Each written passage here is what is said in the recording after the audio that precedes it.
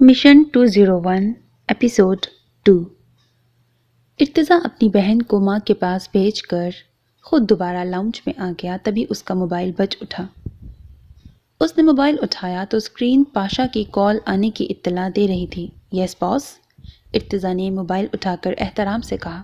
ضروری کام ہے، جلدی سے گرین لائن پر پہنچو۔ بریکٹ اڈے کا خفیہ نام۔ پاشا نے عجلت میں کہا۔ اوکے باس۔ اور کال منقطع ہو گئی۔ نیکسٹ سین، پاشا کے اڈے پر۔ تم شیر شاہ والا کام سنبھالو گے، پاشا نے ارتضیٰ کو مخاطب کیا۔ ارتضیٰ کچھ کہتا اس سے پہلے ہی شعیب نے اشارہ کیا کہ چپ رہ۔ پاشا کام سمجھا کر چلا گیا۔ تو پاگل ہو گیا ہے کیا؟ شعیب ارتضیٰ پر بھڑکا۔ یار، میں یہ کام نہیں کر سکتا، میری اپنی بھی 3 بہنیں ہیں، میں کیسے کسی کی بہن کی عزت کے ساتھ کھیل سکتا ہوں؟ ارتضیٰ نے تھکے تھکے لہجے میں کہا۔ ٹھیک ہے، جا منع کر دے اور مانگ سڑکوں پر بھیک، بہن بھائیوں کو بھی ساتھ لے لینا، کمائی اچھی ہو جائے گی۔ اور آنٹی کا علاج؟ خیر چھوڑ، آنٹی کی زندگی ویسے ہی پوری ہو گئی ہے، آج نہیں تو کل جانا ہی ہے انہیں۔ جا نا، شعیب نے دھکا دیا۔ ارتضیٰ شعیب کے گلے لگ کر رونے لگ گیا۔ بھائی، آج کے دور میں کوئی کسی کا نہیں ہے، تو دوسروں کا سوچ لے گا پر تیرا کون سوچے گا؟ کل ٹائم سے پہنچ جانا، ارتضیٰ نے شعیب سے الگ ہوتے ہوئے کہا۔ کہاں پہنچنا ہے؟ اس نے پوچھا۔ شیر شاہ، ارتضیٰ کہتا نکل گیا۔ مجبوری انسان سے کیا کیا کرواتی ہے۔ شعیب کے منہ سے بے ساختہ نکلا۔ ہاں میں پہنچ گیا ہوں، پر تم کہاں رہ گئے ہو؟ ارتضیٰ نے شعیب کو کال کر کے پوچھا اور سامنے والے کا جواب سننے لگا۔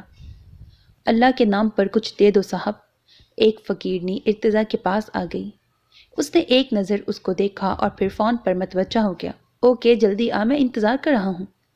ارتضیٰ نے جیب سے پیسے نکالے اور پیچھے مڑا پر فقیرنی جا چکی تھی۔ اب ارتضیٰ کو شکار ڈھونڈنا تھا، تبھی برابر سے اسے 2 لڑکیوں کی آواز آئی۔ کتنی خوبصورت لگ رہی ہے نا یہ، تجھے پتہ ہے میرا بھی خواب ہے، میرا بھی پوسٹر اسی طرح گلیوں چوراہوں پر لگے۔ اریبہ نے اپنی دوست زوہا سے سامنے لگے پوسٹر کو دیکھ کر کہا۔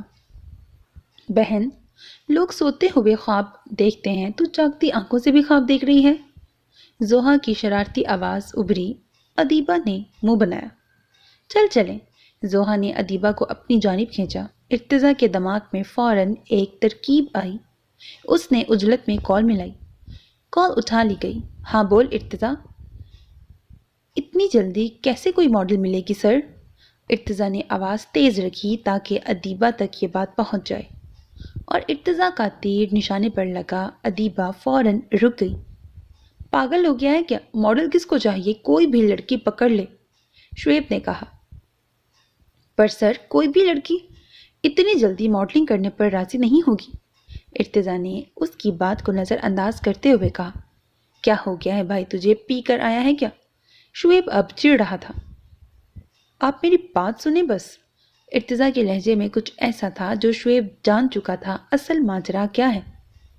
میں اسپیکر آن کر رہا ہوں، مجھے آواز صحیح نہیں آ رہی، ارتضیٰ نے کہہ کر موبائل اسپیکر پر ڈالا۔ جی سر، بولیں اب، اس نے کہا۔ کوئی بھی لڑکی لے آؤ، کالج وغیرہ میں پتہ کرو، وہاں پر کافی لڑکیاں ماڈلنگ کے لیے تیار ہوتی ہیں، مجھے بس کل تک ماڈل چاہیے، آ گئی سمجھ؟ اللہ حافظ، شعیب نے کہہ کر لائن کاٹ دی۔ ارتضیٰ نے موبائل جیب میں ڈالا اور سامنے کھڑے کلیجی والے کے ٹھیلے کے قریب آ گیا۔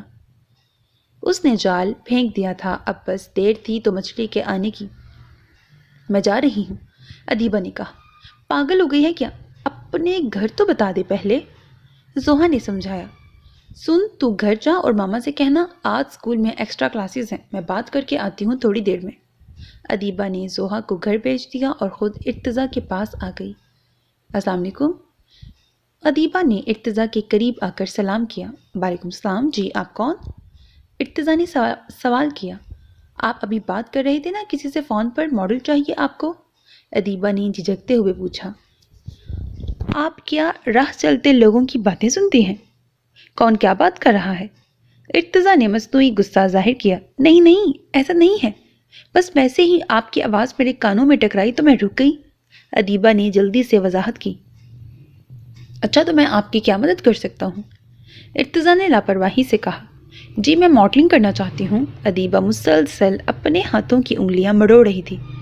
ٹھیک ہے، پین کاپی پلیز، ارتضیٰ نے ادیبہ سے کہا۔ اس نے جلدی سے بیگ میں ہاتھ ڈالا اور ایک کاپی اور بال پوائنٹ نکال کر ارتضیٰ کی جانب بڑھایا۔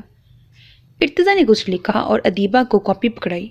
اس ایڈریس پر پہنچ جانا، کل آڈیشنز ہیں، ارتضیٰ کہتا آگے بڑھ گیا۔ ادیبہ بھی خوشی خوشی آگے بڑھ گئی۔ ارتضیٰ نے شعیب کو کال کی پلان بتانے کے لیے پر سامنے کا منظر دیکھ کر ارتضیٰ کا پارا ہائی ہو گیا۔ پین بیچنے والی ایک آدمی کے پاس کھڑی پین کے پیسے طلب کر رہی تھی، پر وہ مرد مسلسل اس پین بیچنے والی کے ساتھ بدفعلی کر رہا تھا۔ نوٹ دینے کے بہانے اس کا ہاتھ پکڑ لیا۔ اسی وقت ارتضیٰ وہاں پہنچ گیا۔ پکڑ ہاتھ، ارتضیٰ کو دیکھ کر اس آدمی نے فوراً ہاتھ چھوڑ دیا۔ پکڑ نا، ارتضیٰ چلایا اور ایک زوردار پنچ اس مرد کے منہ پر رسید کیا، اور ارتضیٰ کو دیکھ کر اس پین بیچنے والی کو بھی اپنی بڑاس نکالنے کا موقع مل گیا تھا۔ رانو بریکٹ پین بیچنے والی نے ایک تھپڑ اس کے منہ پر رسید کیا۔ لوگ جمع ہونا شروع ہو گئے تھے۔ آدمی نے بھاگنے کا سوچا اور رانو کو دھکا دے کر نکل گیا۔ اچانک حملے کی تاب نہ لاتے ہوئے رانو روڈ پر گری اور سامنے سے آتی گاڑی سے ٹکرا گئی۔ سر سے خون بہہ رہا تھا۔ گاڑی کا ڈرائیور بھاگ گیا۔ ارتضیٰ نے رانو کو اپنی گاڑی میں لٹایا اور ہسپتال کی طرف روانہ ہوا۔ دوائی کے زیر اثر ابھی یہ کچھ دیر غنودگی میں رہیں گی۔ کوئی مسئلہ ہو تو آپ ریسیپشنسٹ کو اطلاع دیجیے گا۔ ڈاکٹر ارتضیٰ کو تاکید کرتا کمرے سے نکل گیا۔ ارتضیٰ نے سوچا اب شعیب کو کال کرنی چاہیے۔ کب سے شعیب کی کال کو نظر انداز کر رہا تھا، یہ سوچ کر ارتضیٰ نے سامنے رکھی تپائی سے فون اٹھانے کا سوچا۔ رانو کو اپنے ارد گرد کسی کا لمس محسوس ہوا۔ اس نے آنکھیں کھولیں تو ارتضیٰ کو اپنے اوپر جھکا پایا۔ ہٹو، اس نے دھکا دیا۔ پاگل ہو گئی ہو کیا؟ اپنا موبائل اٹھا رہا تھا، ارتضیٰ نے چڑ کر کہا۔ تو وہاں سے بھی اٹھا سکتے تھے، رانو نے بھی ترکی بدرکی کہا۔ تمہارا ہاتھ پکڑ کر بٹھایا تھا، ڈاکٹر نے کہا تھا سوتے ہوئے سر پر نہ مار لو۔ 5 ٹانکے آئے ہیں، ارتضیٰ نے بتایا۔ رانو نے فوراً اپنا ہاتھ دیکھا جو ارتضیٰ کی گرفت میں تھا۔ اس نے جلدی سے اپنا ہاتھ پیچھے کھینچا۔ ارتضیٰ منہ بناتا کھڑا ہو گیا۔ بل پے کر دیا ہے اور یہ لو کچھ پیسے کام آئیں گے، اب میں جا رہا ہوں۔ ارتضیٰ روم سے باہر آنے کے لیے مڑا، پھر پلٹا۔ ایسی کسی کی زیادتی نہیں برداشت کرتے، آواز اٹھاتے ہیں، آواز نہ اٹھا سکو تو ہاتھ اٹھا لیا کرو۔ آخری جملہ ارتضیٰ نے شرارت سے کہا تھا، جس پر رانو بھی مسکرا دی۔ ہاتھ بہت بھاری ہے ویسے آپ کا، انگلیوں کے نشان چھپ گئے تھے اس کے گال پر۔ ارتضیٰ کو محسوس ہوا یہ کچھ زیادہ ہی بول رہی ہے۔ ایک کارڈ نکال کر تپائی پر رکھا۔ یہ میرا نمبر ہے، کوئی ضرورت ہو تو بلا جھجک کال کر لینا، ویسے نام کیا ہے تمہارا؟ ارتضیٰ پھر گویا ہوا۔ رانو، اس نے بتایا، جو کب سے ارتضیٰ کی باتیں تعصب سے سن رہی تھی۔ ارتضیٰ سر ہلاتا کمرے سے نکل گیا۔ رانو نے کارڈ اٹھایا اور زیر لب پڑھا، ارتضیٰ کریم۔ رانو کو بچانے کے چکر میں ارتضیٰ کو بھی چوٹ آئی تھی۔ اس کو اپنی چوٹ کی کوئی فکر نہیں تھی، لیکن اس کو بار بار رانو کا خیال آ رہا تھا۔ ارتضیٰ ابھی یہی سوچ رہا تھا کہ اس کا فون بجنے لگا۔ اس نے موبائل نکال کر دیکھا تو شعیب کی کال آ رہی تھی۔ پہلے بھی 2-3 بار اس کا فون بجا تھا جب ارتضیٰ رانو کو ڈاکٹر کے پاس لے کر گیا تب، لیکن وہاں اس نے کال اٹھانے سے اجتناب بھی کیا تھا۔ شعیب کا فون آتا دیکھ کر ارتضیٰ سمجھ گیا تھا کہ شعیب نے کال کیوں کی ہے، اسی لیے اپنے خیالات کو جھٹکتے ہوئے ارتضیٰ نے کال اٹھائی، کیونکہ اب وہ شعیب کو یہ بتانے سے رہا تھا کہ ایک پین بیچنے والی کو بچانے کے چکر میں وہ اس کا فون نظر انداز کر رہا تھا۔ ہاں، کب سے فون کر رہا ہوں، اٹھا کیوں نہیں رہے تھے؟ شعیب نے بے چین آواز میں پوچھا۔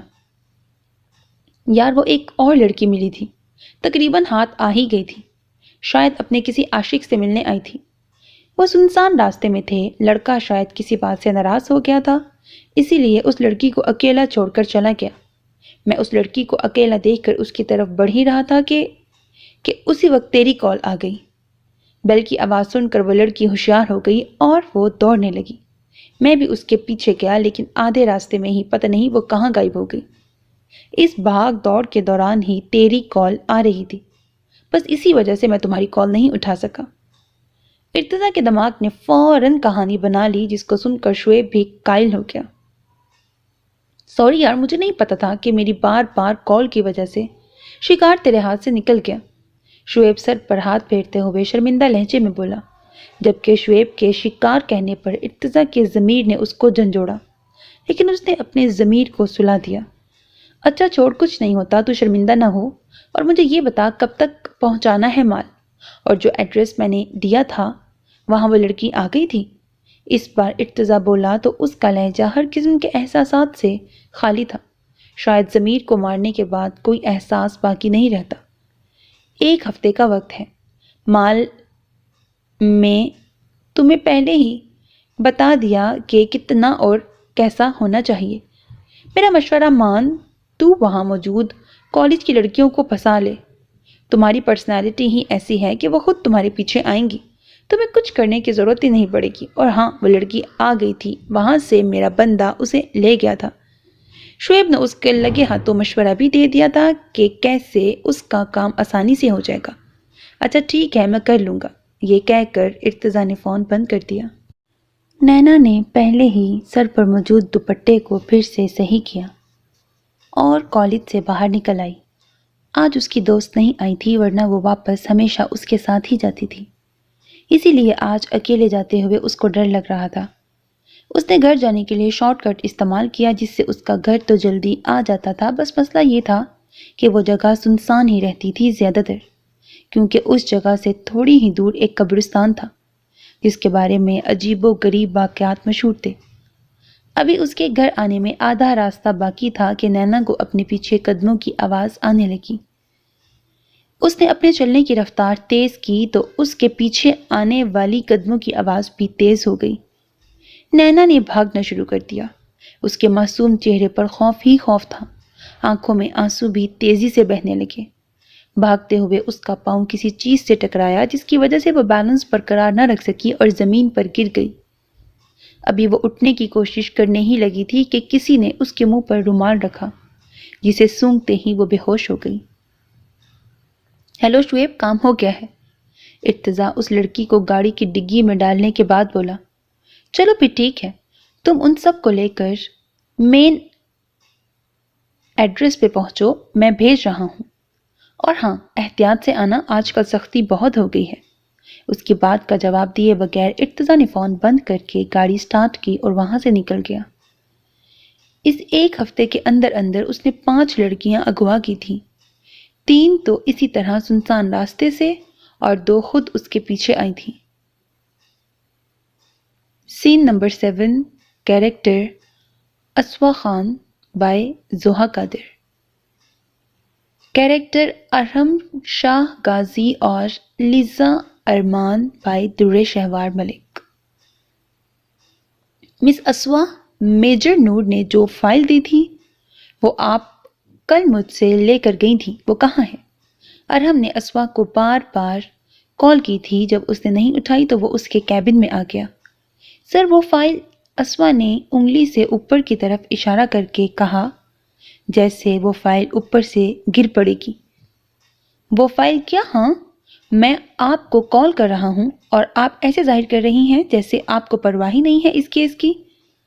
ارحم نے غصہ ہو کر کہا، وہ ابھی بھی بھولا نہیں تھا جو اس نے میجر نور کے سامنے اس کے ساتھ کیا تھا۔ سر جی، کوئی فون نہیں آیا، آپ خود دیکھ لیں۔ وہ آگے کے الفاظ اسوا کے منہ میں ہی رہ گئے، کیونکہ واقعی ہی وہاں کھڑوس نام سے کافی کالز آئی ہوئی تھیں، لیکن موبائل کے سائلنٹ ہونے پر اسے پتہ نہیں چلا تھا۔ کیا ہوا؟ چپ کیوں کر گئیں آپ؟ ہاں؟ ارحم اس کے چپ کر جانے پر دل میں ہنسنے لگا، کیونکہ وہ جان گیا تھا وہ موبائل پر اس کی کالز دیکھ چکی ہے۔ اب کے اسوا کی 2 منٹ کے لیے بتی گل ہوئی، لیکن جلد ہی وہ سنبھل گئی اور بات بدلتے ہوئے بولی، الٹا ارحم کو پڑ گئی، تو سر آپ پہلے یہاں آ جاتے، اب بھی تو آئے ہیں نا۔ آپ بات کس طرح کر رہی ہیں مس اسوا خان مجھ سے؟ یہ مت بھولے میں آپ کا سینئر ہوں، مجھے اگلے 2 منٹ میں فائل اپنے کیبن میں چاہیے۔ تاکہ میں اسے پڑھ کر بتا سکوں کہ ہمیں کیا ورک کرنا ہے۔ ارحم نے اسوا کے لاپرواہی سے کہے جملے پر لفظ چبا چبا کر کہے۔ لو جی، گل ہی مک گئی۔ سینئر ہیں تو جو مرضی کہہ سکتے ہیں، مطلب جونیئر ہونے کا مطلب ہماری کوئی عزت ہی نہیں۔ اسوا ہلکی آواز میں خود سے بات کرتے ہوئے بولی۔ اپنی طرف سے اس نے آواز اتنی ہلکی رکھی تھی کہ ارحم تک نہ پہنچ سکے۔ کیا محترمہ، کیا کہہ رہی ہیں آپ؟ ارحم نے کچھ لفظ سن لیے تھے۔ اس سے پہلے اسوا کچھ کہتی لیزا کمرے میں آ گئی۔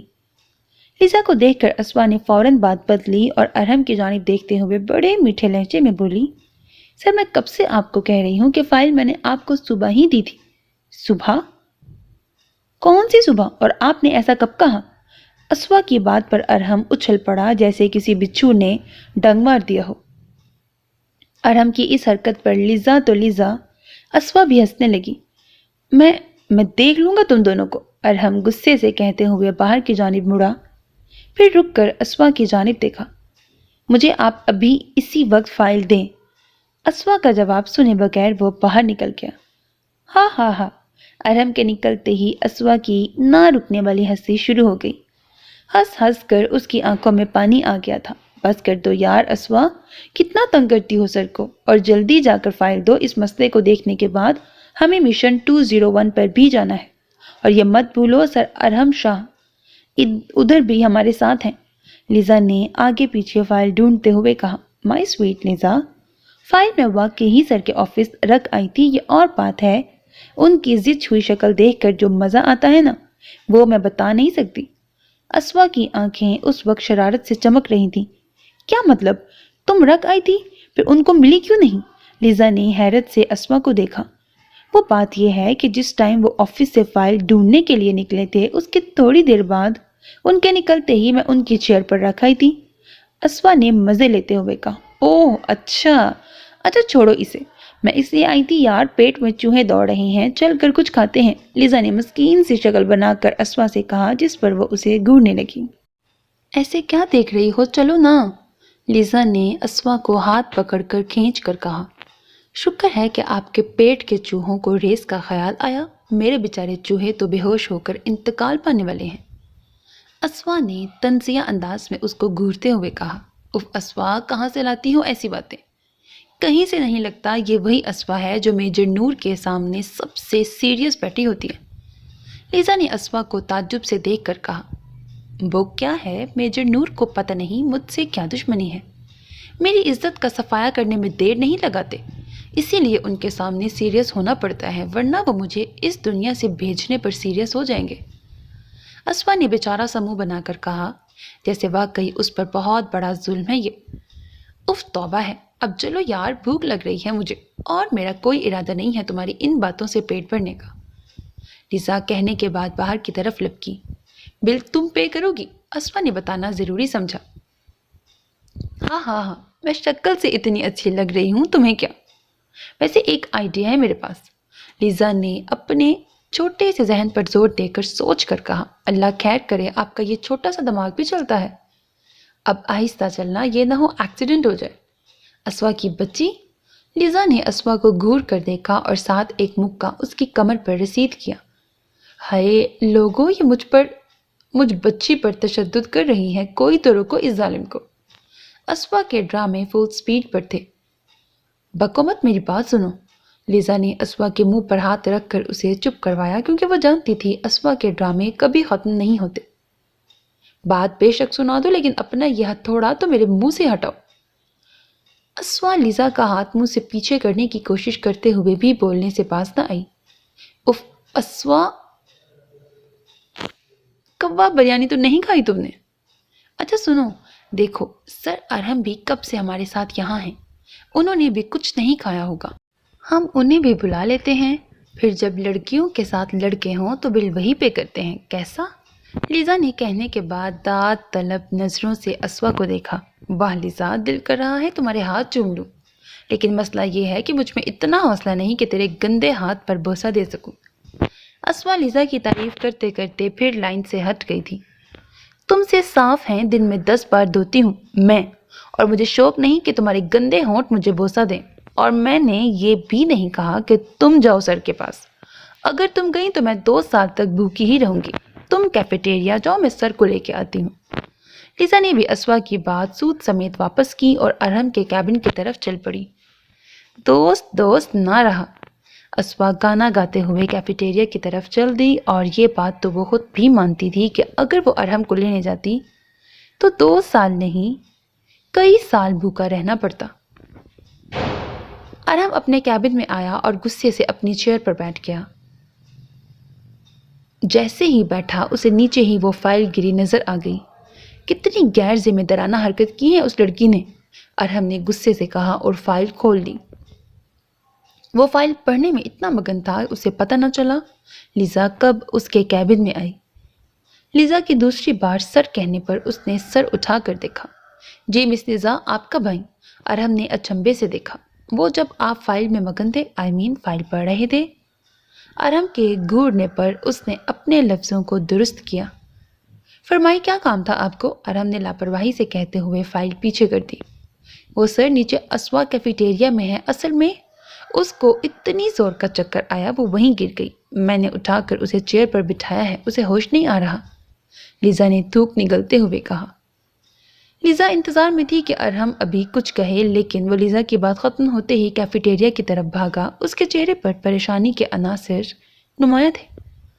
لیزا بھی انگلیاں چٹکھاتی اس کے پیچھے نیچے آئی، لیکن سامنے اسوا کو دیکھ کر ارہم رک گیا اور غصے سے لیزا کی طرف مڑا. لیزا نے نظریں چرائیں ارہم سے. ارہم نے غصے سے لیزا کو دیکھا اور سیدھا اسوا کے سر پر جا پہنچا. اسوا جو عجیب و غریب شکل بنا کر سیلفی لے رہی تھی، ارہم کے اس طرح حواس باختہ اپنی جانب آتا دیکھ کر خود سے بولی، انہوں نے کس ریس میں حصہ لیا ہے جو یوں دوڑ رہے ہیں؟ اس نے دوبارہ ارہم کے چہرے کی جانب دیکھا. اب وہاں حواس باختگی کی جگہ غصہ نظر آ رہا تھا. اس نے ارہم کے پیچھے کھڑی لیزا سے اشارے سے پوچھا کہ کیا قصہ ہے؟ مس اسوا، آپ کے پاس کوئی اور کام ہے مجھے زج کرنے کے علاوہ؟ اور لیزا کو اشارہ کرنا چھوڑ دیں. آپ چاہتی کیا ہیں؟ آخر آپ ایک ISI کی ایجنٹ ہیں، نہ کہ کسی اسکول میں نرسری کلاس کی ٹیچر. ارہم نے اپنا غصہ ضبط کرتے ہوئے اسوا سے کہا. سر اب میں نے کیا کر دیا؟ اسوا نے معصوم سے شکل بنا کر پوچھا، کیونکہ اس بار اس کو واقعی نہیں پتا تھا کہ اس نے کیا کیا ہے. مس اسوا، آپ میری برداشت سے باہر ہو رہی ہیں. آپ اور کتنے جھوٹ بولیں گی؟ ارہم نے غصے سے مٹھی بھینچ لی. لیزا بگڑتی صورتحال کو دیکھ کر فوراً ان کے پاس آئی. وہ سر، اسوا کی غلطی نہیں ہے، اصل میں ہمیں لنچ کرنا تھا اور ہم نے سوچا آپ کو بھی انوائٹ کریں تو. لیزا نے رک رک کر لفظ ادا کیے. ارہم کے سامنے تو اس کی جان جاتی تھی. تو مس لیزا ارمان، آپ نے جھوٹ کا سہارا کیوں لیا؟ آپ سچ بھی کہہ سکتی تھی، میں منع تو نہیں کرتا. ارہم نے اب کی بار نارمل انداز اپنایا. لو جی دیکھ لیں سر، اب میں نے کچھ نہیں کیا پھر بھی آپ مجھے ڈانٹ رہے ہیں. اسوا مصنوعی آنسو آنکھوں میں لاتے ہوئے کمال اداکاری سے بولی. اس کا مقصد ارہم کا دھیان لیزا سے ہٹانے کا تھا، جس میں وہ کافی حد تک کامیاب بھی ہو گئی تھی. اف تم دونوں لڑکیاں. اچھا رو نہیں، تم دونوں کھا پی کر میرے کیبن میں آؤ، کیس کے حوالے سے کچھ پوائنٹس ڈسکس کرنے ہیں. ارہم کا دل موم ہو گیا اسوا کی آنکھوں میں آنسو تیرتے دیکھ کر.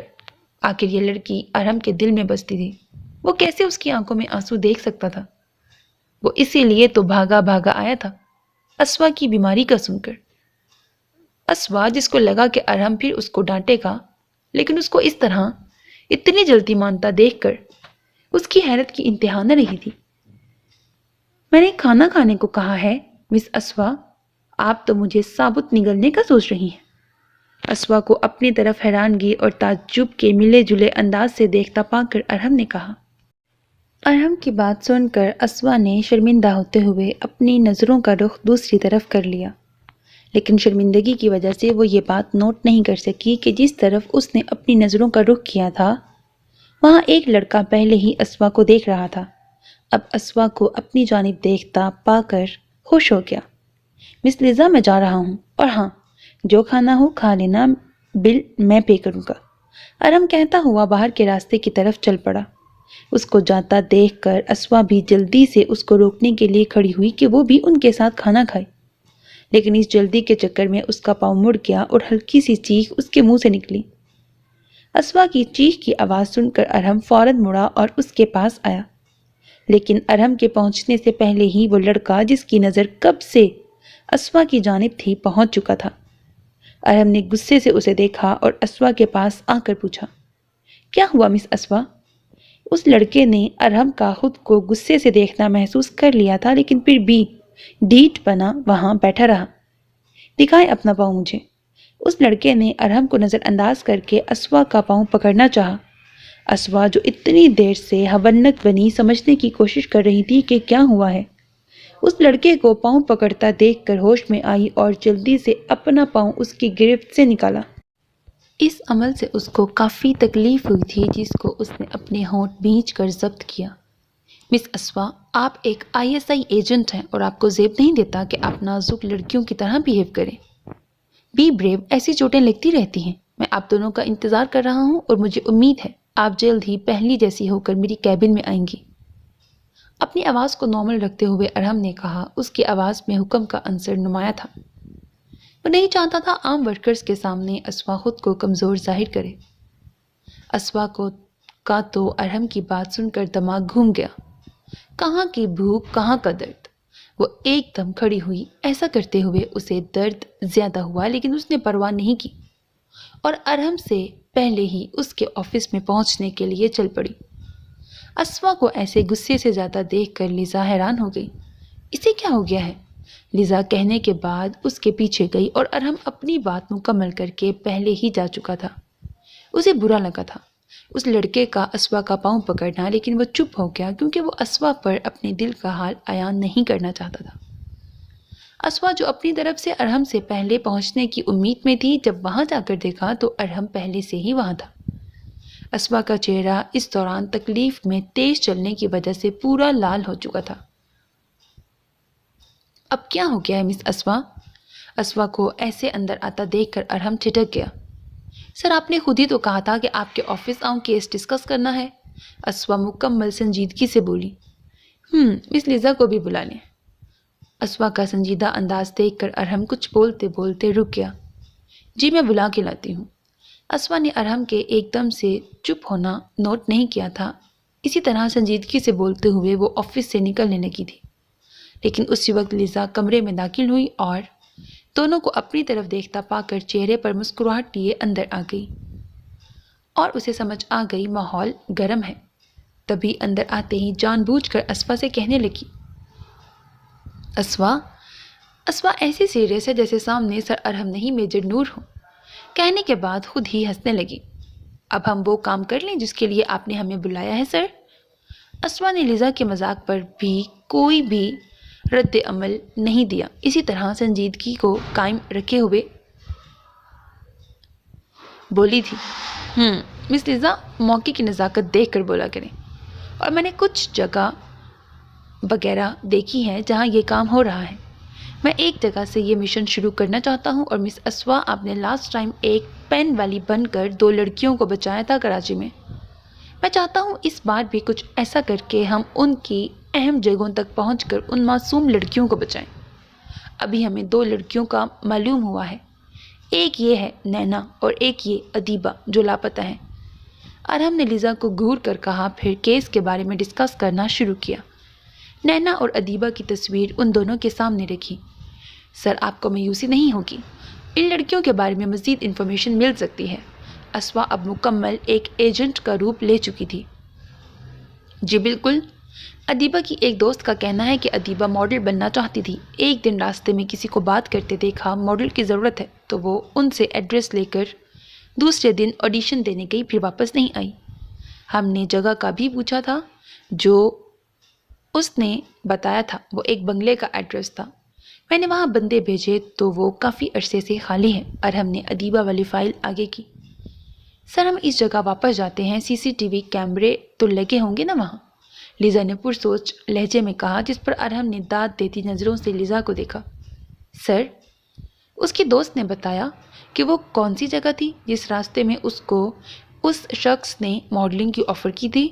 اسوا جو اتنی دیر سے خاموش اور بڑے دھیان سے ارہم کی بات سن رہی تھی، دماغ میں کچھ کلک ہوا تو ارہم سے پوچھا، وہ کوئی ہوکر بازار تھا اور وہاں اس نے کہا تھا وہاں تھوڑا آگے پرانی فلمیں لگنے والا سینما بھی ہے، ارہم نے ذہن پر زور دیتے ہوئے بتایا۔ اسوا کو وہ دن یاد آیا جس میں اس کا ایکسیڈنٹ ہوا تھا اور ایک خوبرو شخص نے اس کی مدد کی تھی۔ تب بھی اس نے 2 لڑکیوں کو وہاں سے گزرتے دیکھا تھا، لیکن رش ہونے کی وجہ سے وہ ان کے چہرے نہیں دیکھ سکی تھی۔ کس خیال میں گم ہو گئی ہو؟ لیزا نے اسوا کے آگے چٹکیاں بجائیں، اسے کھویا کھویا دیکھ کر۔ کچھ نہیں سر، اور کوئی بات کہ بس یہی سب ہے؟ اسوا نے لیزا کو جواب دیتے ہوئے ارہم سے پوچھا۔ جی میں نے کچھ جگہیں مارک کی ہیں، آپ نوٹ ڈاؤن کر لیں۔ ارہم نے ایک پیڈ اسوا اور لیزا کی طرف بڑھاتے ہوئے کہا، جسے اسوا نے تھام لیا۔ سر میں کافی لینے جا رہی ہوں، آپ میں سے کوئی پیے گا؟ لیزا کا بھوک سے برا حال ہو گیا، اب مزید اس سے برداشت نہیں ہو رہا تھا، اسی لیے وہ کافی لینے کے لیے اٹھ کھڑی ہوئی۔ ارہم نے سر کے اشارے سے کہا، ہاں کہا۔ سر میں بھی جاؤں؟ اسوا فائل ہاتھ میں پکڑ کر کھڑے ہوتے ہوئے بولی۔ جی نہیں، آپ نے پوائنٹس لکھے نہیں، آپ وہ لکھ لیں پھر بے شک جائیں، ارہم نے پرسوچ لہجے میں کہا۔ اسوا سر ہلا کر جانے لگی تو ارہم کی آواز سن کر دوبارہ اس کو رکنا پڑا۔ وہ واپس اپنی جگہ پر بیٹھ کر یکسوئی سے پوائنٹس نوٹ پیڈ پر گھسیٹنے لگی۔ ارہم ہونگوں کی طرح اسے دیکھتا رہا۔ اس کی شرارتی سی لٹیں بار بار منہ پر آ جاتی جسے وہ ایک ہاتھ سے پیچھے کرتی اور پھر پوائنٹس کی طرف متوجہ ہو جاتی۔ 1-2 بار ارہم کا دل چاہا وہ ان شرارتی لٹوں سے کھیلے اور انہیں اپنے ہاتھوں سے اس کے کانوں کے پیچھے اڑسائے۔ اسوا کب سے ارہم کی نظریں خود پر محسوس کر رہی تھی۔ آخر جب اس سے رہا نہ گیا تو بول پڑی، سر کوئی بات کہنی ہے آپ نے؟ جی نہیں کچھ نہیں، میں بس چاہ رہا تھا کہ آپ جلدی سے لکھ لیں پھر ہم جگہ ڈیسائیڈ کر لیں اس کیس کو مکمل کرنے کے لیے۔ اسوا کے ایک دم کہنے پر ارہم سٹپٹا گیا، لیکن جلد ہی وہ واپس اپنی پرانی ٹون میں آ گیا۔ اتنے میں لیزا کافی اور ساتھ میں کچھ سنیکس لے کر آ گئی۔ یہ لیں سر، یہ لو اسوا۔ ان کے سامنے کافی کا مگ رکھ کر وہ بھی وہیں بیٹھ گئی۔ نہیں تم کھاؤ، مجھے بھوک نہیں، اسوا اسی طرح منہ نیچے کر کے کام کرتے ہوئے لیزا سے بولی۔ اے لو جی، اسے کیا ہو گیا؟ لیزا نے دل میں سوچا اور ایک سنیک اٹھا کر کھانے لگی۔ ویسے سر یہ اسوا کے فیوریٹ ہیں، جب کچھ نہ ہو تو یہ یہی منگوا کر کھاتی ہیں۔ ابھی اصل میں آپ نے نیچے اسے بڑی عزت سے نوازا تھا نا، تبھی ایسی شکلیں بنا رہی ہے۔ لیزا سے مزید اس کا بگڑا منہ دیکھا نہیں جا رہا تھا تو وہ بول پڑی، کیا؟ نہیں مس اسوا، میرا مطلب آپ کو ہرٹ کرنا نہیں تھا، میں نہیں چاہتا آپ کو کوئی کمزور سمجھے کیونکہ آپ اسوا خان ہیں، اور اسوا خان وہ لڑکی ہے جو اچھے خاصے ڈیسنٹ بندے کے بھی چکے چھڑا دے اپنی باتوں سے اور اپنی اداؤں سے۔ آخری لفظ ارہم نے دل میں ادا کیے۔ جی سر۔ اسوا تو ارہم کے منہ سے اپنی تعریف سن کر ہی بے ہوش ہونے والی ہو گئی تھی۔ اسوا کے جی کہنے پر ارہم بہت بدمزہ ہوا۔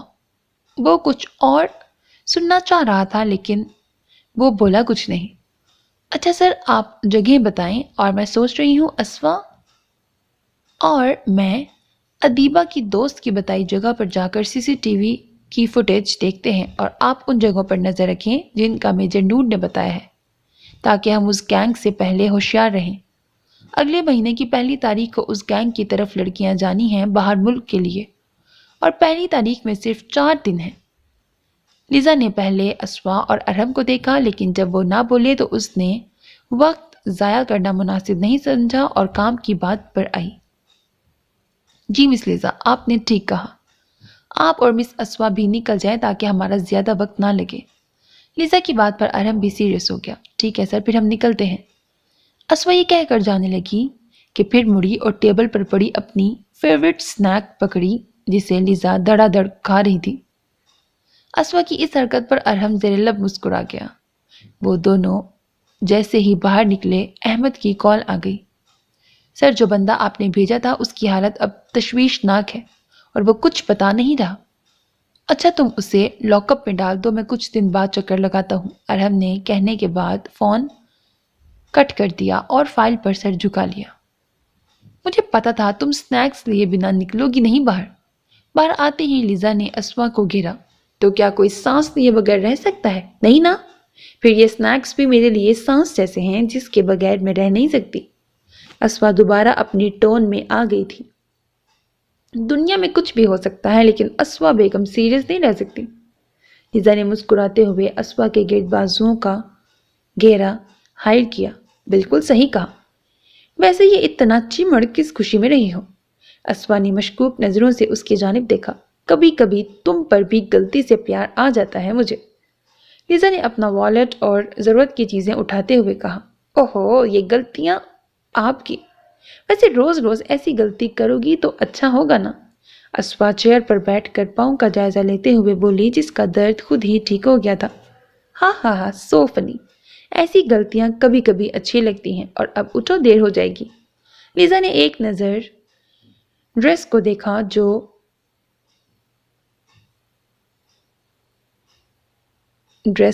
ایڈریس کو دیکھا جو دور کا تھا اور اسوا کو اٹھنے کا کہہ کر اس کا بیگ بند کرنے لگی کیونکہ وہ جانتی تھی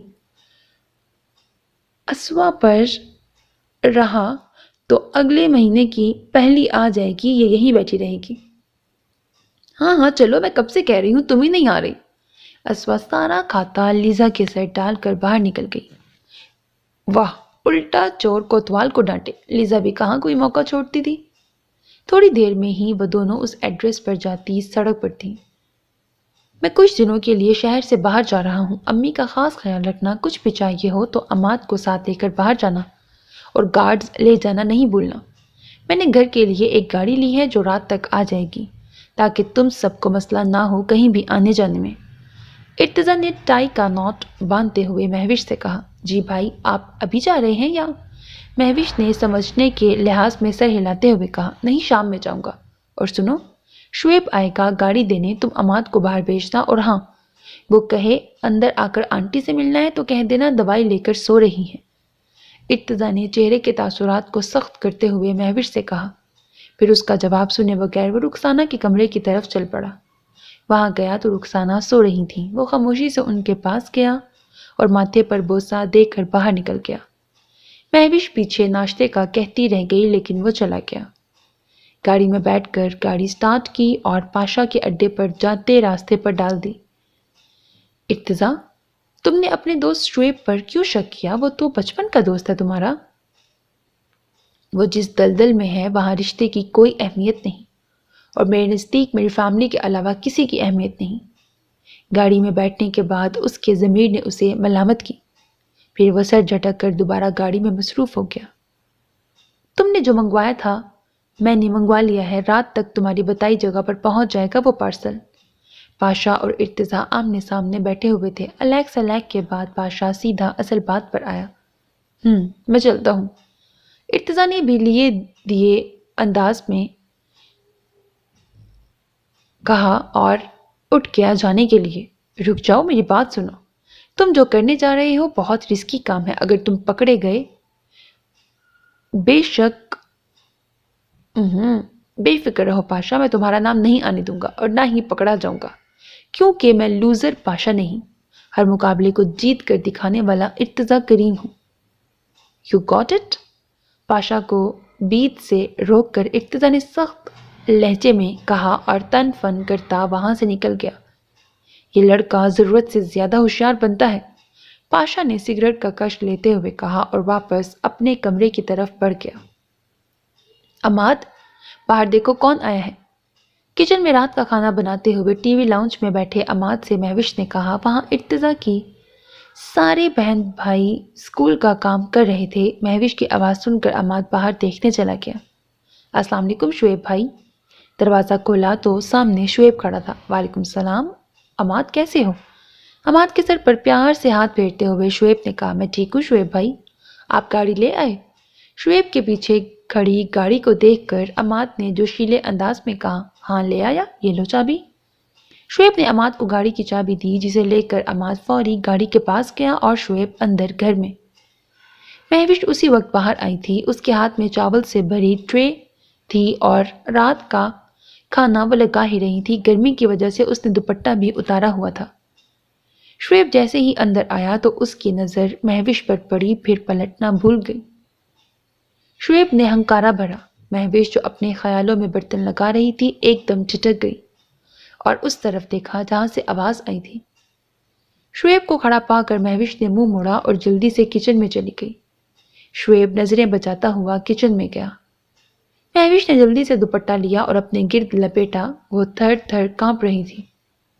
وہ شعیب کی نظروں میں آیا تاثر پڑ چکی تھی اور اللہ نے عورت کو مرد کی نظر پہچاننے کا شرف بخشا ہے۔ وہ کیسے نہیں جان پاتی کہ باہر کھڑا شخص اسے کن نظروں سے گھور رہا تھا۔ شعیب کو اندر آتا دیکھ کر مہوش کا تو سانس ہی رک گیا تھا۔ اس نے دل کڑا کر کے پوچھا، کیا چاہیے ہے آپ کو؟ مہوش نے شعیب کی آنکھوں میں آنکھیں ڈال کر کہا، وہ کم سے کم اس لمحے میں خود کو کمزور ظاہر نہیں کر سکتی تھی۔ تم؟ شعیب نے بےتابی سے کہا، کیونکہ وہ جانتا تھا اس وقت کوئی بھی نہیں ہے گھر میں جو اسے اس کے فعل سے روک سکے۔ مہوش نے پہلے تعجب سے شعیب کو دیکھا، اپنے کانپتے وجود پر قابو پانے کی کوشش کی۔ مہوش کی خاموشی دیکھ کر شعیب اور شیر ہوا اور مہوش کے بالکل پاس آ گیا۔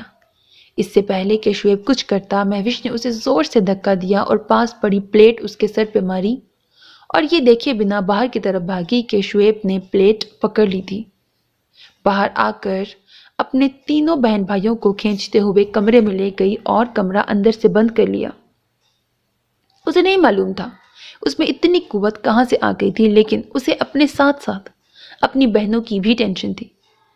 شعیب غصے سے اٹھا باہر آیا تو عماد اور علی اندر آ رہے تھے۔ شعیب کو اندر دیکھ کر عماد کے ہاتھ کے طوطے اڑ گئے تھے۔ اسے یاد تھا ارتضیٰ نے سختی کی تھی کہ یہ بندہ اندر نہ آئے۔ عماد نے جلدی سے شعیب کو جانے کو کہا۔ شعیب غصے سے ان دونوں کو دیکھتا باہر چلا گیا۔ اس کے جانے کے بعد عماد نے مہوش کو آواز دی۔ عماد کی آواز سن کر مہوش جلدی سے باہر آ گئی۔ تم اسے کیوں لائے؟ ہاں، آنے دو بھائی کو۔ مہوش ابھی تک کانپ رہی تھی۔ عماد سے کہتے ہوئے وہ رو پڑی اور بھاگ کر اپنے کمرے میں چلی گئی۔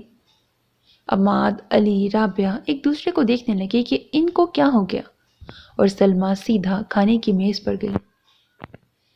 کمرے میں آنے کے بعد مہوش بیڈ پر اوندھے منہ لیٹ گئی اور رونے لگی۔ اگر آج میں کمزوری کا مظاہرہ کرتی تو کیا ہو جاتا؟ نہیں، میں اس سے آگے نہیں سوچنا چاہتی۔ اگر بابا ہمیں مضبوط بننا نہ سکھاتے تو آج کیا ہو جاتا میرے اللہ؟ مہوش زاروں کی طرح رونے لگی۔ شعیب کے جانے کے 10 منٹ بعد ارتضیٰ گھر پہنچا۔ گھر سے تھوڑا دور گاڑی روکی اور خود پیدل آیا۔ گھر کی دیوار سے چھلانگ لگا کر وہ لان میں آیا، پھر بلی کی طرح چلتا ہوا وہ لان کے پچھلے حصے پر پہنچا۔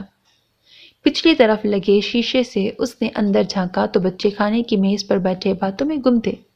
ان کے بیچ مہوش نہیں تھی۔ ماما کے پاس ہوگی، یہ سوچ کر ارتضیٰ اسی اسٹیل کے دروازے تک آیا۔ دروازہ کھول کر اندر چلا گیا۔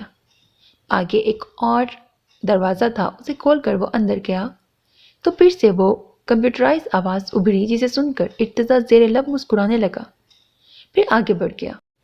گول میز پر وہی نقشہ رکھا جیل کا اور اس پر مارک کرنے لگا۔ تھوڑی دیر وہ غور سے اس نقشے کو دیکھتا رہا، پھر اس کا موبائل بیپ کیا۔ اس نے اسکرین پر دیکھا، وہاں ان نون نمبر جگمگا رہا تھا۔ ارتضیٰ نے لاپرواہی سے اٹھایا اور سامنے لگی بڑی سی اسکرین پر CCTV فوٹیج آن کر دی۔ وہاں صبح سے لے کر اب تک کی ساری ویڈیوز آن ہو گئیں۔ ایک ہی اسکرین پر سب چھوٹے خانے میں چل رہی تھی۔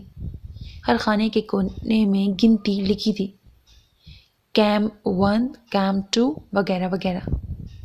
فون کان سے لگایا تو کال کرنے والے نے مختصر لفظوں میں کہا، پاشا بیگ جگہ پر، اور کہنے کے بعد کال بند کر دی۔ اس کی بات سن کر ارتضیٰ طنزیہ ہنسی ہنسا اور سامنے دیکھنے لگ گیا کہ اچانک اس کے ہونٹ سکڑ گئے اور چہرے پر اطمینان کی جگہ غصے نے لے لی تھی۔ سامنے اسکرین میں کچن کا منظر نمایاں تھا، ڈری سہمی سی کھڑی مہوش اور اس کے ساتھ کھڑا شعیب۔ ارتضیٰ نے مٹھیاں بھینچ لیں اور غصے سے کھڑا ہو گیا۔ موبائل نکال کر ایک نمبر ملایا، 2-3 بیل کے بعد کال اٹھا لی گئی۔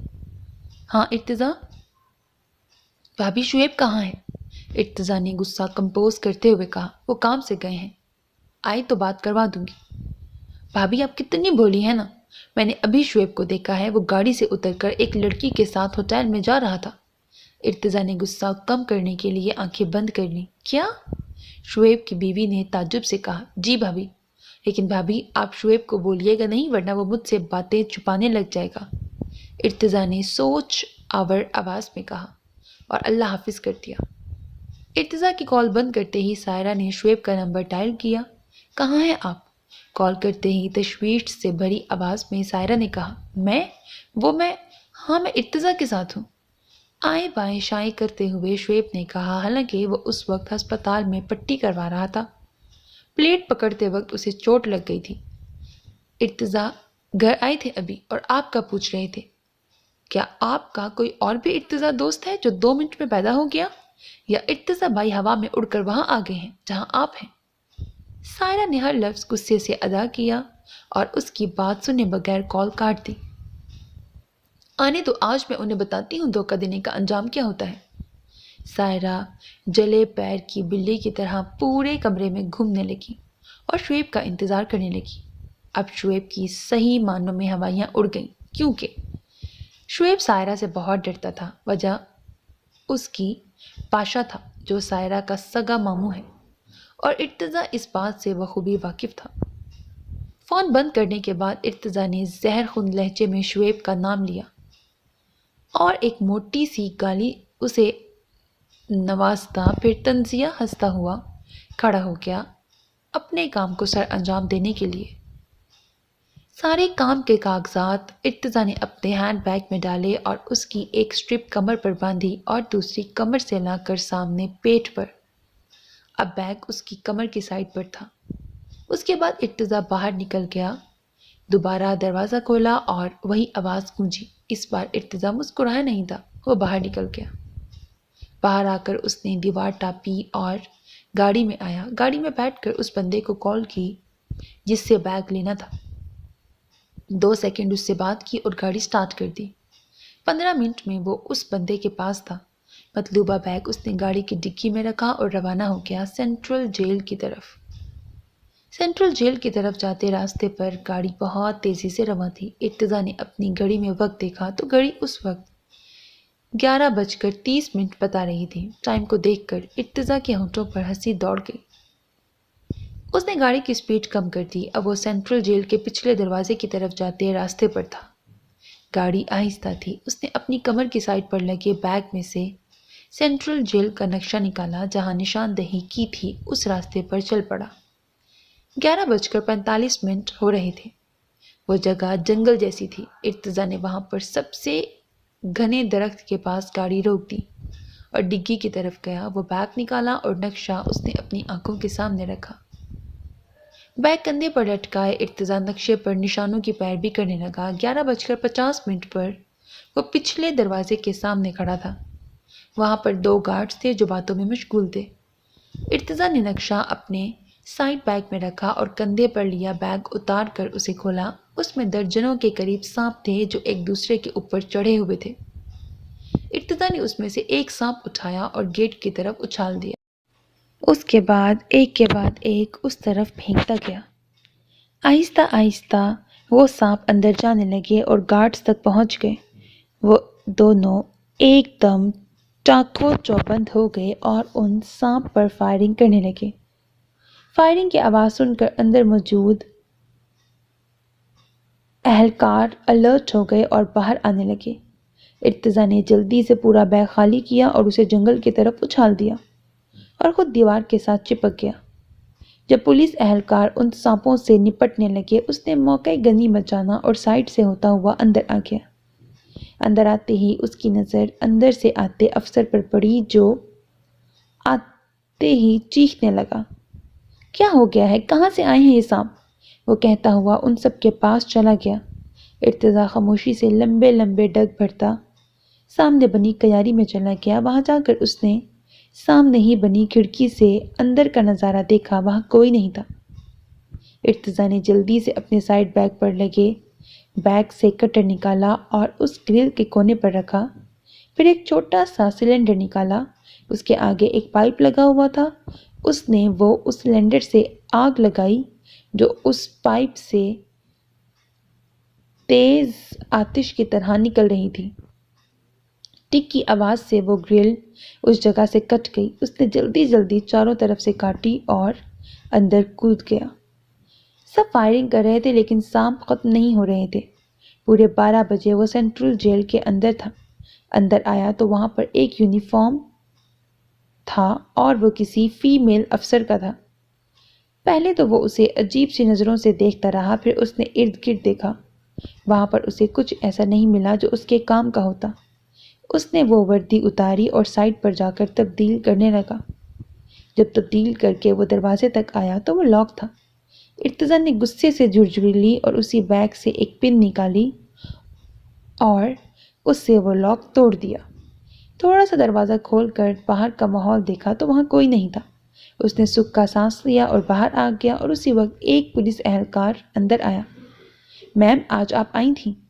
خیر میم، سر نے کہا ہے سب ایک کمرے میں ہو جائیں، سانپ بہت سارے آ گئے ہیں، ہم نہیں چاہتے کسی کا جانی نقصان ہو۔ آنے والا لگتا ہے عجلت میں تھا، بنا اس کا جواب سنے آگے نکل گیا۔ ارتضیٰ زنانہ چال چلتے ہوئے اس جگہ پر آیا جہاں پر موہت تھا۔ نقشے کے مطابق وہ صحیح جگہ پہنچا تھا۔ سامنے آتی لمبی چوڑی سی عورت جو سر زمین پر جھکائے عجیب سے انداز میں چل رہی تھی، موہت کو سمجھ نہیں آ رہی تھی وہ اسے دیکھ کر ہنسے یا ڈرے۔ جب وہ پاس آئی اور اس نے سرگوشی کی، ارتضیٰ کریم، موہت کی تو بانچیں ہی کھل اٹھیں اور اس نے سکھ کا سانس لیا۔ ارتضیٰ نے اسی بیگ سے چابیوں کا گچھا نکالا اور 2-3 لگانے کے بعد وہ لاک کھل گیا۔ ابھی 12:10 ہیں، ہمارے پاس صرف 20 منٹ باقی ہیں کیونکہ پیچھے صرف 8 سانپ بچے ہیں۔ ارتضیٰ نے موہت کا ہاتھ پکڑا اور اسے تیزی سے گھسیٹتا ہوا اسی کمرے میں واپس لے آیا۔ مطلب میں سمجھا نہیں۔ موہت کو واقعی کچھ سمجھ نہیں آ رہی تھی۔ وہ حیران اس کی طرف دیکھنے لگا۔ آ جائے گی کہنے کے بعد ارتضیٰ اسے کمرے میں بنی دوسری کھڑکی کے پاس لایا اور اس کی گرل بھی کاٹنے لگا۔ گھڑی میں ٹائم دیکھا تو صرف 18 منٹ تھے اس کے پاس۔ اس نے وہاں سے ایک رسی پھینکی اور موہت کو نیچے اترنے کو کہا۔ 10 منٹ کے فاصلے سے ایک بلیک ہونڈا سیوک کھڑی ہے، تم اس کا پچھلا دروازہ کھول کر نیچے لیٹ جاؤ اور اسے اپنے اوپر وہیں پڑی بلیک چادر لے لو، گاڑی اندر سے لاک کر لینا، میں بھی پہنچتا ہوں وہاں۔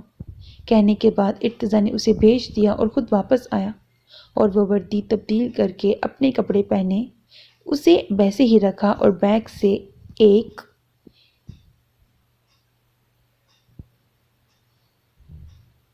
گلو نکالا اور گرل کے کونوں پر لگایا اور اس گرل کو واپس اس کی جگہ لگاتے اوپر اسی چھوٹے سے سلنڈر سے گرم کر دیا۔ 2 منٹ میں وہ اس کام سے فارغ ہوا اور اب اس کھڑکی کی طرف آیا جہاں سے موہت گیا تھا۔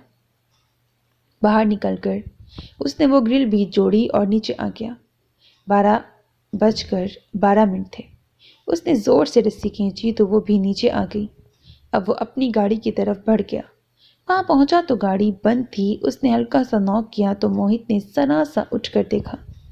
سامنے ارتضیٰ تھا۔ اس نے لاک کھولا اور اسے اندر آنے دیا۔ وہ ڈرائیونگ سیٹ پر بیٹھ گیا۔ بنا کچھ بولے اس نے گاڑی چلا دی اور روکی تب جب وہ پاشا کے گھر کے باہر تھا۔ آج کی رات تم پاشا کے گھر رہو گے اور کل تم ہمیشہ کے لیے روح پوش ہو جاؤ گے۔ تمہارے گھر والوں کو تمہاری موت کی خبر پہنچا دی جائے گی، ارتضیٰ نے بنا کسی تاثر کے کہا اور اسے 2 منٹ دیے گاڑی سے اترنے کے لیے۔ وہ جیسے ہی اترا تو وہاں سے پاشا کا ایک بندہ آیا اور اسے وہاں سے لے گیا۔ ارتضیٰ اپنے گھر جاتی سڑک پر گامزن ہو گیا۔ پورے 1 بجے وہ اپنے گھر کے باہر تھا۔ اس نے اتر کر گھر کا مین گیٹ کھولا اور واپس گاڑی کی طرف گیا۔ گاڑی میں بیٹھ کر اسے اندر لا کر گیراج میں رکھا، پھر خود اپنے کمرے میں چلا گیا۔ گھر میں سب سو رہے تھے، وہ کسی کو تنگ کیے بغیر اپنے کمرے میں جا کر سو گیا۔ پولیس اہلکار سانپوں سے سب کو بچا رہے تھے۔ جب سارے سانپ مر گئے اور وہ مطمئن ہو گئے کہ اب کوئی نہیں بچا تو سب واپس اپنے کاموں میں لگ گئے اور جس کا آف ہو گیا وہ گھر کو جانے لگے۔ احمد باہر نکلا تو اس کی نظر کیاری کے پاس کی گرل پر پڑی جس کے کنارے لال ہو رہے تھے۔ وہ وہاں گیا تو اسے کچھ گڑبڑ کا اندیشہ ہوا۔ وہ جلدی سے اندر گیا تو اس کا شک ٹھیک نکلا۔ موہت کو وہاں نہ پا کر اس نے ارحم کو کال کر کے ساری بات بتائی۔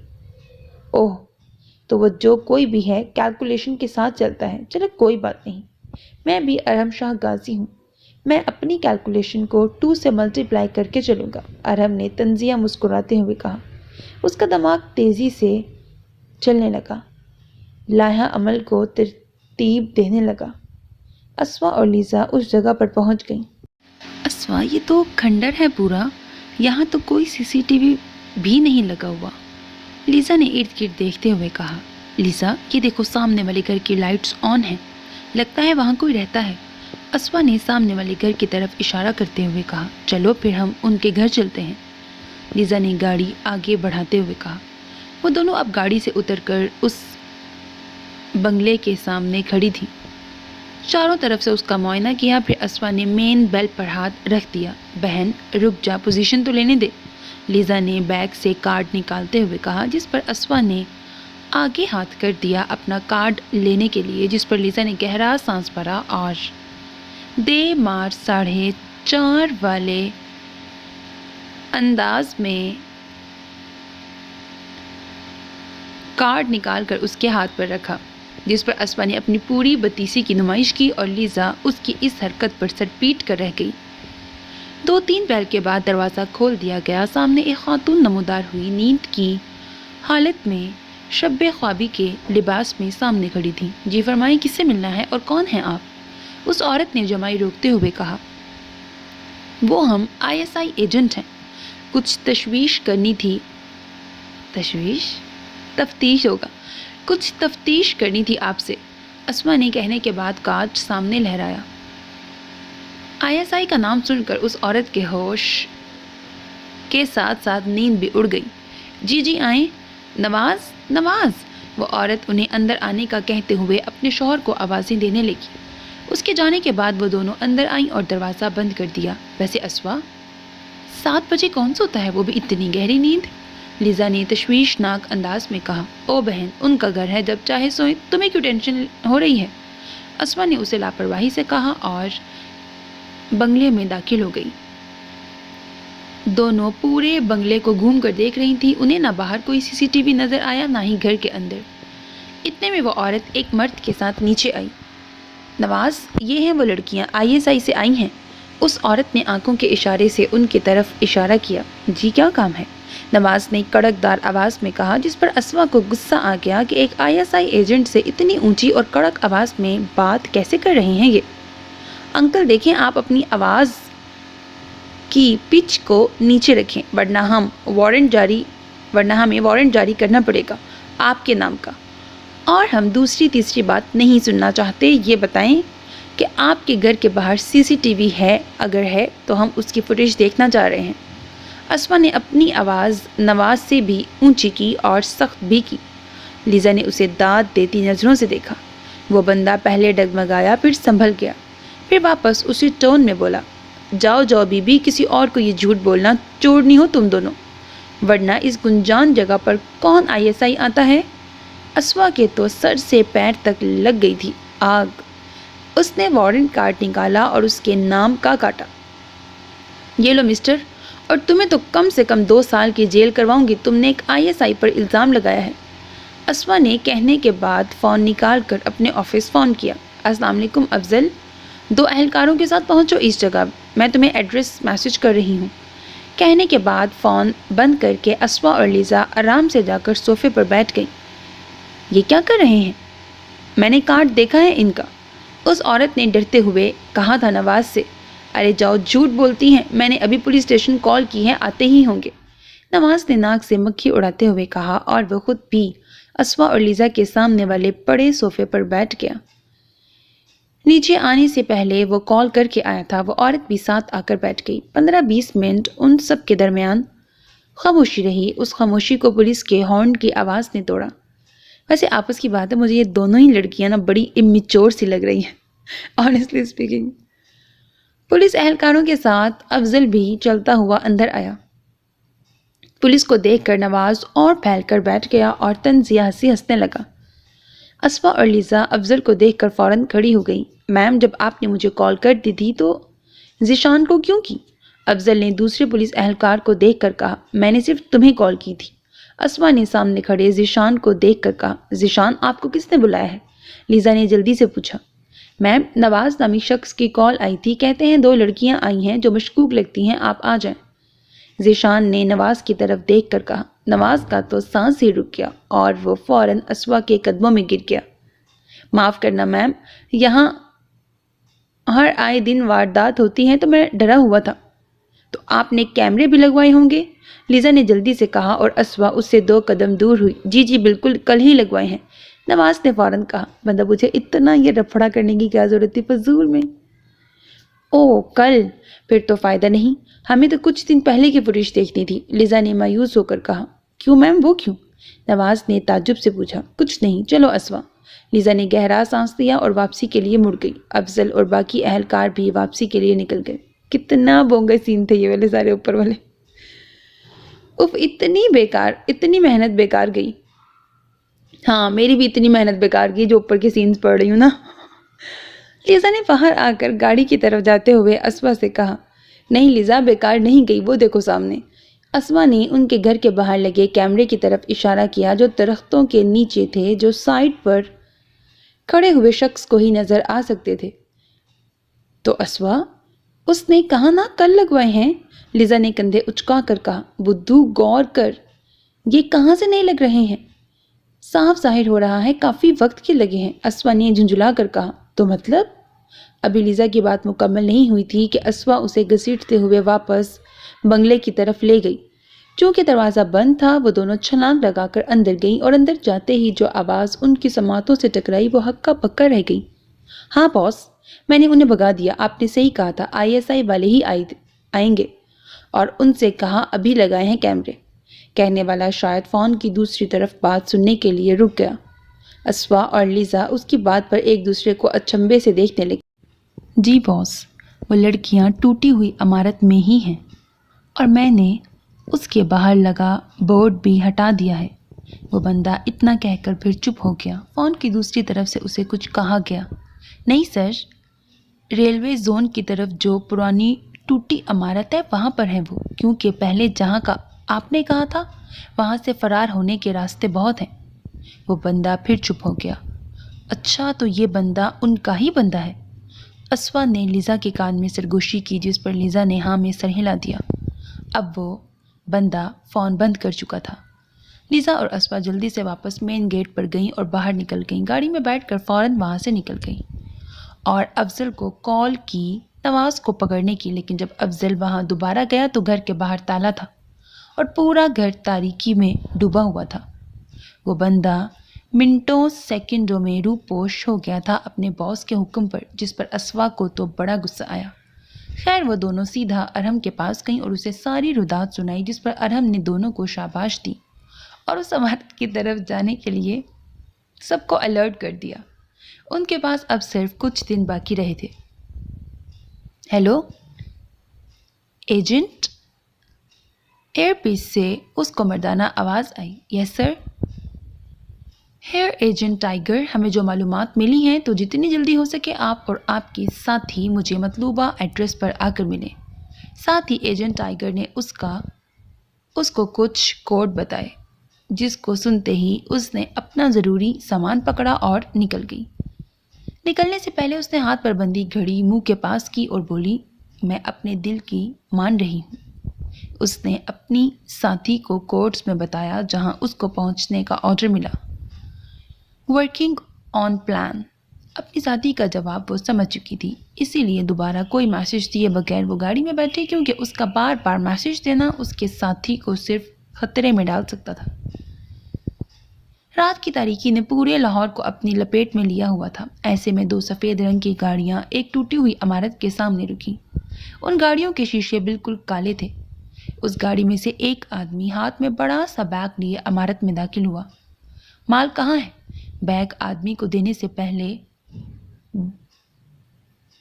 بورٹس نے فرحان سے پوچھا، جبکہ بیگ تھاما آدمی خاموشی سے ایک طرف کھڑا بورٹس کو ڈیلنگ کرتے ہوئے دیکھ رہا تھا۔ بورٹس اس آدمی کو اس کمرے میں لے گیا جہاں ان لڑکیوں کو قید کیا ہوا تھا۔ لڑکیوں کے دیکھنے کے بعد اس نے وہ کیس بورٹس کے حوالے کیا۔ بورٹس ہی نام ہے عجیب سا، اور اپنے ساتھی کو فون کر کے اندر بلایا تاکہ لڑکیوں کو گاڑی میں ڈال سکے۔ पोर्ट्स ने भी इतनी देर में बैग खोल कर पैसे देख कर तसल्ली कर ली थी। अभी उस बंदे का साथी इमारत में दाखिल ही हुआ था कि बाहर से गोलियां चलने की आवाज़ आने लगी।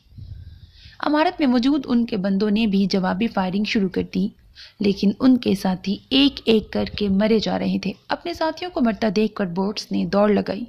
उसको भागता देखकर फरहान और उन दो बंदों ने भी दौड़ना शुरू कर दिया। अभी वो लोग इमारत के खुफिया रास्तों से थोड़े ही दूर थे कि अब की बार इमारत के अंदर भारी कदमों की आवाज़ आने लगी। उन लोगों ने अपनी रफ्तार तेज़ कर दी। बोट्स और फरहान बचते बचाते इमारत से बाहर निकल गए, जबकि उन दोनों बंदों को गोली लगी थी। उनके बाकी साथी भी उनको छोड़कर चले गए थे। पैसों वाला बैग उसी भाग दौड़ के चक्करों में कहीं गिर गया था। सारी लड़कियां बाहिफाजत बाजियाब कर ली गई थीं, जबकि उन दो बंदों को एजेंट टाइगर एजेंसी के हवाले करने के लिए निकल गया था। एजेंट एस और रोज़ बाकी इमारत को देख रहे थे कि कोई काम की चीज़ मिल जाए जिससे इस खतरनाक गैंग को पकड़ा जा सके।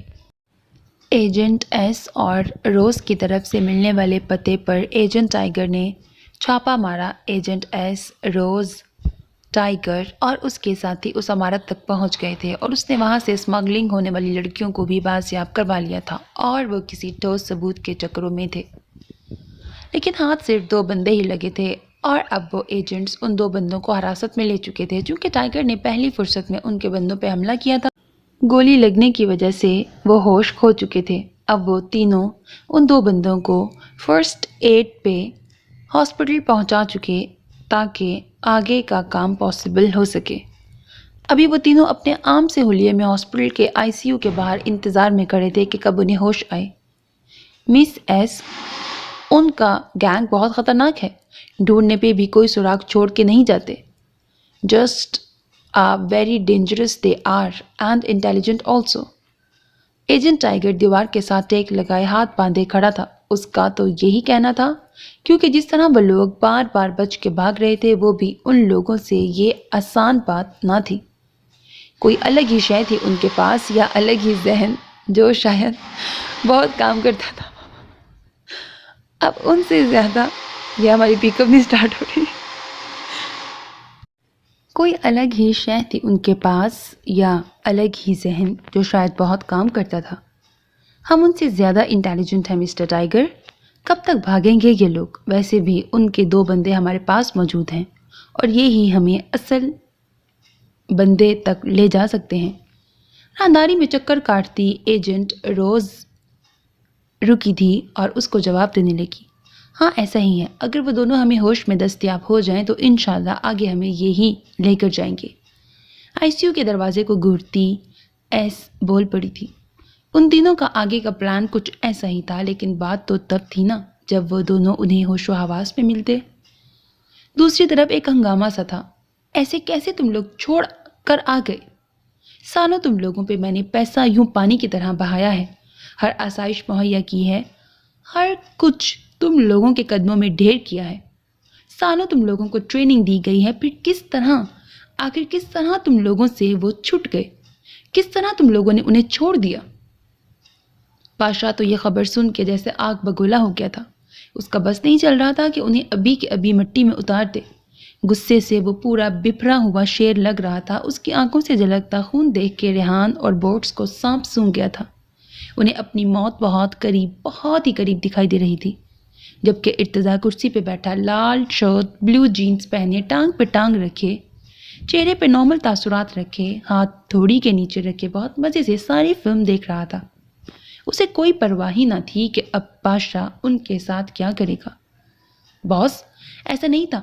हमने होशियारी नहीं दिखाई। हमने होशियारी दिखाई थी, तभी तो हम आपके सामने यूं जिंदा हैं, वरना वो दोनों मर चुके हैं, उनके आगे झुक चुके हैं। हम अगली बार ज़रूर ये करेंगे बॉस। रेहान डरता डरता पाशा के चेहरे के तासुरात देखे बगैर बोला था। अगर देख लेता तो शायद उसकी ज़बान को ब्रेक लग जाता। मसला यही तो है, आखिर तुम लोग जिंदा बच क्यों गए? तुम लोगों को भी उसी वक्त मर जाना चाहिए था, उन दो नमक हरामों के साथ। अब ये होशियारी ऊपर जाके दिखाना। जोनस, मेरी पिस्टल लाओ। बादशाह फुल तेज आवाज में भड़क के बोला, जबकि रेहान और बोट्स की तो हवाइयां उड़ गई थीं। पिस्टल का नाम सुन के उनका रुका सांस अटक गया। आगे क्या होना था वो बआसानी जानते थे। جونس بھاگا بھاگا اس کی پسٹل لایا تھا۔ لے مالک، پاشا نے جھپٹنے کے انداز سے جونس کی ہتھیلی سے پسٹل لی تھی۔ اب ریحان اور بورٹس نے ایک نظر سکون سے بیٹھے ارتضیٰ کو دیکھا جو بڑے نارمل انداز میں بیٹھا انہیں ہی دیکھ رہا تھا۔ ان دونوں نے ایک ملامتی نظر ارتضیٰ پہ ڈالی تھی کہ وہ ان کی مدد کرے کیونکہ وہ باس کا بہت چہیتا تھا۔ اگر وہ پاشا کو ایک آواز بھی لگا دیتا تو پاشا چھوڑ دیتا، لیکن ارتضیٰ تو ارتضیٰ تھا، کندھے اچکا کے رہ گیا۔ اور پھر کب پاشا نے ان دونوں کو موت کے گھاٹ اتارا تھا وہ آرام سے دیکھ سکتا تھا، لیکن اسے کوئی فرق ہی نہ پڑتا تھا۔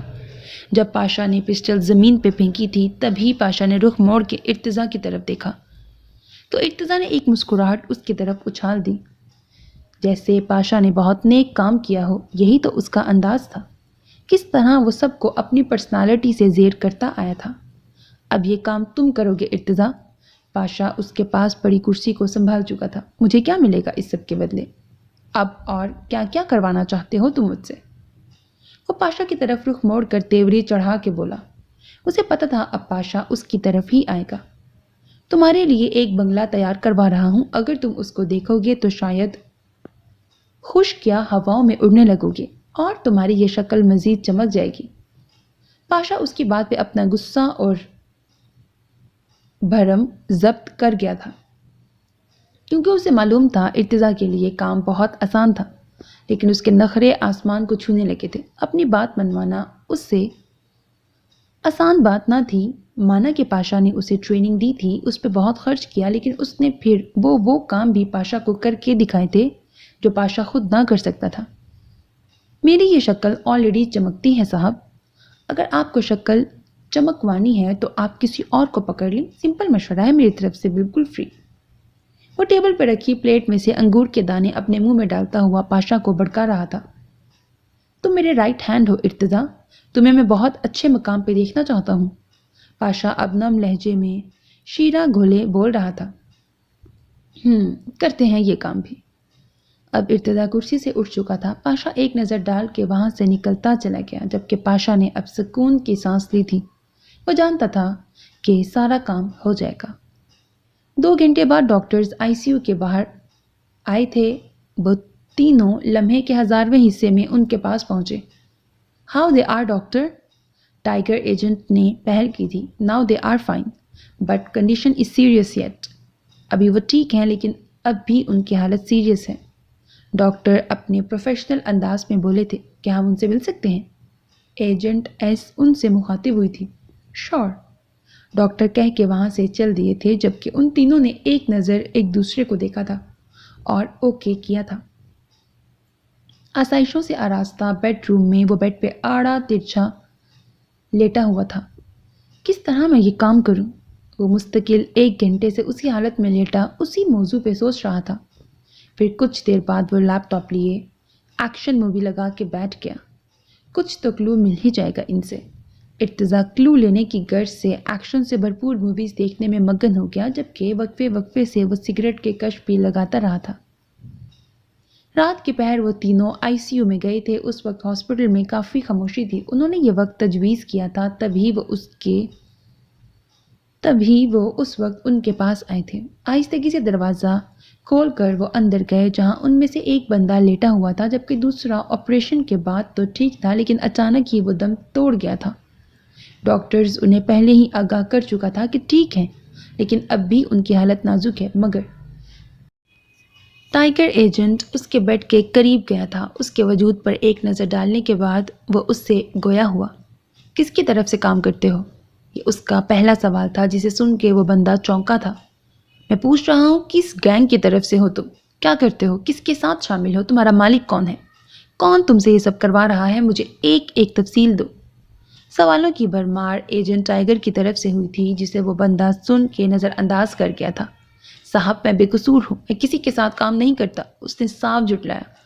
اگر تم بے قصور ہوتے تو میں تمہیں ویسے ہی چھوڑ دیتا۔ اب ڈرامے بند کرو اور اپنی اس زبان کو استعمال کر کے بولنا شروع کرو۔ اس کا جھوٹ بولنا ٹائیگر کو ناگوار گزرا تھا۔ قسم لے لو صاحب میں بے قصور ہوں، میں نے کچھ نہیں کیا، میں تو وہاں بس ایسے ہی چلا گیا تھا شور کی آواز سن کے۔ میرے چھوٹے چھوٹے بچے ہیں صاحب، میں کیوں جھوٹ بولوں گا؟ وہ زبردست ایکٹنگ کر رہا تھا۔ اوہ چھوٹے چھوٹے بچے ہیں؟ پھر بھی ان بچوں کا تمہیں خیال نہ آیا؟ اب بتاؤ کون ہے جس کے ساتھ تم ملے ہوئے ہو؟ وہ اس پہ جھکتا تیز آواز میں چلایا تھا۔ میں نے کچھ نہیں کیا، میں اپنے چھوٹے چھوٹے بچوں کی قسم کھا کے کہتا ہوں صاحب میں نے کچھ نہیں کیا۔ وہ بمشکل اپنے کپکپاتے ہاتھوں کو آپس میں باندھے بولا تھا۔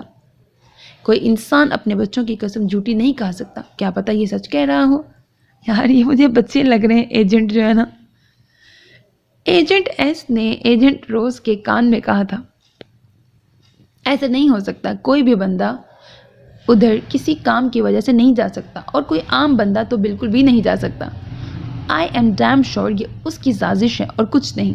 ایجنٹ روز نے اپنے غصے کو ضبط کر کے اس بندے کو ناگوار نظروں سے گھورتے ہوئے کہا تھا، یہ جھوٹ بول رہا ہے۔ وہ سخت لہجے میں بولی تھی، ایسا ہی ہے، جب یہ سچ نہیں بتا سکتا تو اس کا زندہ رہنے کا کوئی مقصد نہیں ہے۔ یہ انسان نہیں، درندے ہیں۔ جسٹ شوٹ ہم ناؤ۔ ایجنٹ ٹائیگر نے آخری داؤ چلایا تھا۔ میں کہہ رہا ہوں میں نے کچھ نہیں کیا، قسم کھا رہا ہوں میں نے کچھ نہیں کیا۔ ایک دم اس کی سانس اکھڑنے لگی تھی، اس کی سانسیں تیز تیز چلنے لگیں۔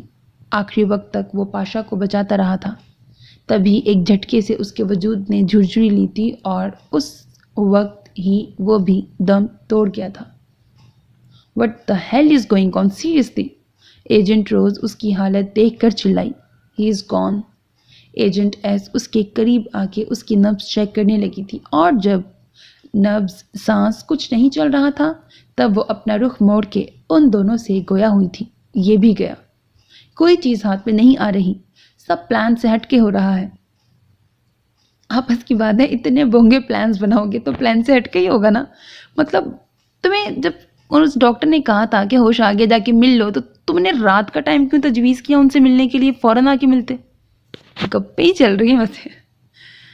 ایجنٹ ٹائیگر اس کا بے جان وجود دیکھ کے بولا تھا، ایسا ہی ہو رہا تھا۔ ابھی ان لوگوں نے کتنا ان کے پیچھے بھاگنا تھا وہ یہ نہیں جانتے تھے۔ یہ کیس واقعی دو لڑکیوں کے بس کا نہیں تھا۔ دوسرے دن صبح وہ لیٹ اٹھا تھا۔